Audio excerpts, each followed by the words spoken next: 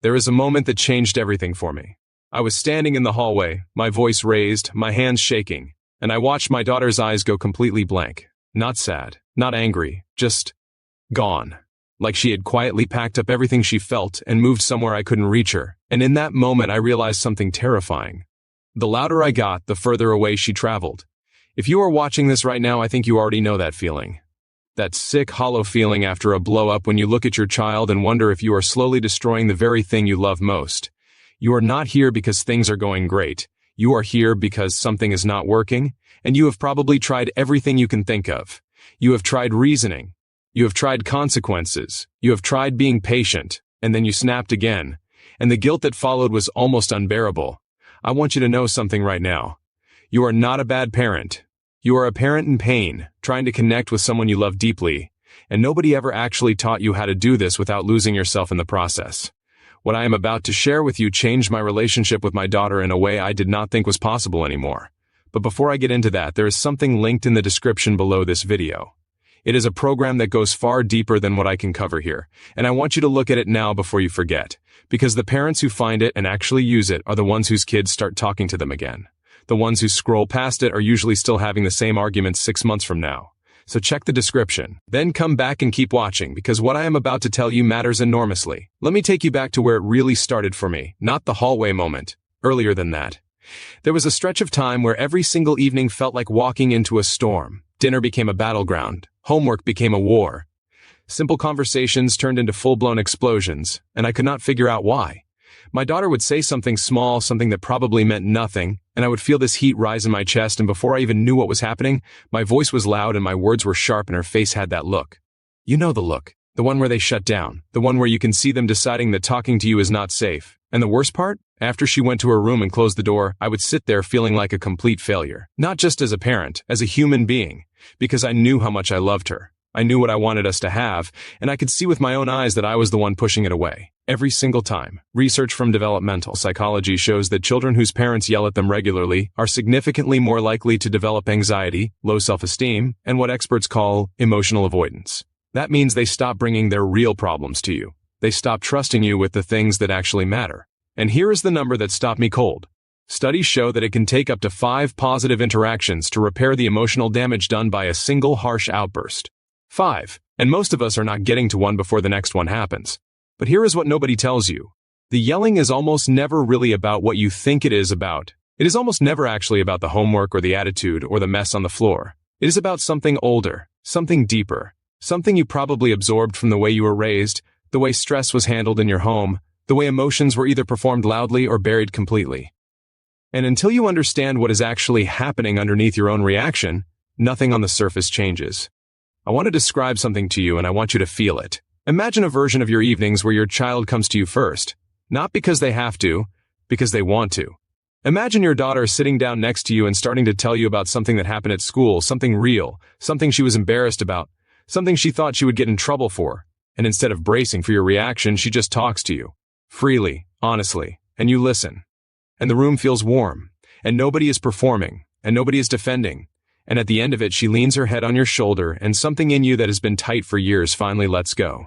That is not a fantasy. That is what becomes possible when you stop trying to control the moment and start learning how to stay present in it. The first thing I had to understand was the difference between reacting and responding. Reacting is automatic. It happens in the body before the brain catches up. It is the heat in the chest, and the tightening in the jaw, and the volume that climbs before you even decide to raise it. Responding is a choice. It is a half-second pause. It is noticing the heat and deciding what to do with it instead of just releasing it on whoever is standing in front of you. That half-second is everything, because your child is watching your nervous system. They are learning from it in real time. When your nervous system is dysregulated, their nervous system becomes dysregulated. When you are calm, genuinely calm, not performing calm, they have the biological permission to settle. This is not about being a pushover. This is not about letting your child say whatever they want with zero accountability. That is not what I am describing. I know some of you are already thinking that, and I want to address it directly. Boundaries still exist. Expectations still exist. But there is a version of holding firm that does not require you to get louder than your child to prove you mean it. In fact, the quieter and more grounded you become, the more weight your words carry. Children do not actually respect volume. They fear it. And fear and respect are not the same thing. Parents who have made this shift report something consistently. Within weeks, not months, they start getting more honesty from their kids. Their children stop hiding things. They stop lying to avoid a reaction. Because the reaction is no longer something to be avoided. The parent has become a safe place instead of a threat. I know someone who went from having a daughter who would not speak to her for days after arguments to having nightly conversations that lasted over an hour. Not because she became a perfect parent, because she became a present one, because she learned how to sit with discomfort instead of exploding through it. And her daughter felt the difference. Kids always feel the difference. There is a moment in this process that is hard to describe, but you will know it when it happens. You will be in the middle of something that would have triggered you completely before, and instead of the heat rising and the words coming out sharp, something different will happen. You will feel yourself pause. You will notice the feeling and name it silently. And you will make a different choice.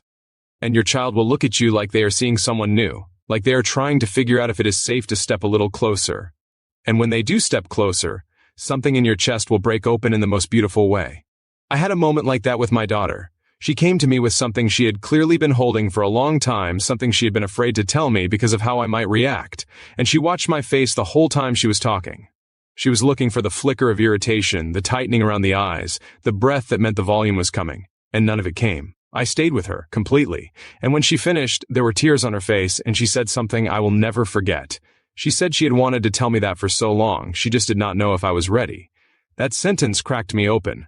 My daughter had been waiting for me to be ready, not the other way around. The truth is, our children are not the problem. They are the mirror. They show us exactly where we are not yet whole, and that is uncomfortable to sit with.